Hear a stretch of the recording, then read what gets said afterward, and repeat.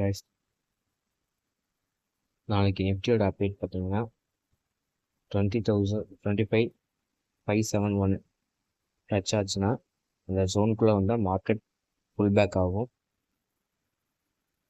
இல்லை previous day ஓட high, இந்த ஹையை பிரேக் பண்ணுச்சு அப்படின்னா மார்க்கெட் மேலே போகிறதுக்கு வாய்ப்பு இருக்கு.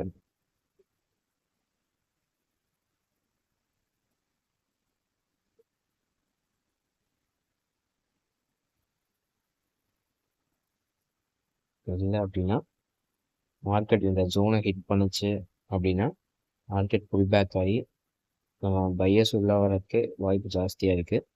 அப்படி இருந்தது அப்படின்னா மார்க்கெட் இந்த 547 கிட்டத்தட்ட 547 வரைக்கும் வந்துட்டு புல் பேக் ஆகலாம். அனலைசிங் வந்து 2 hours டைம் ஃப்ரேம் வச்சுருக்கேன். ஸோ அது டைம் பீரியடில் செக் பண்ணி பாருங்கள்.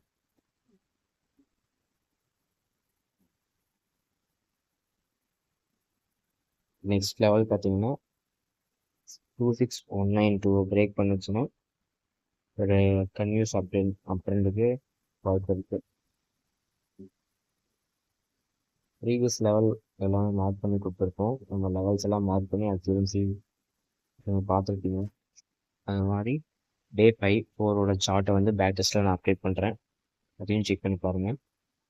என்னோட லெவல்ஸ் வந்து ஜோன் எவ்வளோ அக்யூரன்சியாக மார்க் பண்ணி விட்டுருக்கோங்கிறது சப்ஸ்கிரைப் பண்ணிக்கோங்க.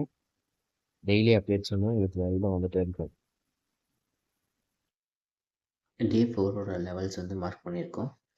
ஒரு அக்யூரன்சி செக் பண்ணி பாருங்கள். நம்ம ஜஸ்ட் ஜோனை ஹிட் ஆனோடனே மார்க்கெட் புல் பேக் ஆகும். ஆல்ரெடி நம்ம இதை வந்து பார்த்திங்கன்னா யூடியூப் சேனல் அப்டேட் பண்ணியிருப்போம். ப்ரீ மார்க்கெட் ஓப்பன் பண்ணுறதுக்கு முன்னாடியே நம்ம அப்டேட் பண்ணியிருப்போம். அதையும் நம்ம அதில் லிங்க்கில் செக் பண்ணி பாருங்கள். ஷார்ட்ஸில் டெய்லியும் லெவல்ஸ் அப்டேட் பண்ணிட்டு தான் இருக்கோம். கன்டினியூஸாக நம்ம மார்க்கெட்டோட லெவல்ஸ் வந்து மார்னிங் மார்க்கெட் ஓப்பன் ஆகிறதுக்கு முன்னாடியே அப்டேட் பண்ணிடுவோம். அதாவது இல்லைன்னா நம்ம ஜோன் ரிவர்சல் ஆகி ஹிட் ஆக போகக்கூடிய அந்த டைமில் வந்து பார்த்திங்கன்னா கம்பல்சரி நம்ம அப்டேட் பண்ணிடுவோம். இப்போ நம்ம ப்ரீவியஸாக பார்த்தது வந்து டே 4 இப்போ டே 5 வந்து பார்த்திங்கன்னா புல் பேக் ஆகிட்டுருக்கு. ரிவர்சல் ஸ்டேஜில் இருக்குது. அக்யூரஸாக நம்ம கொடுத்த லெவல்ஸை ஹிட் பண்ணோடனே ஜோன் ரிவர்சல் ஆகுது. ஆல்ரெடி அதையும் நம்ம யூடியூப் சேனலில் கொடுத்துருக்கோம்.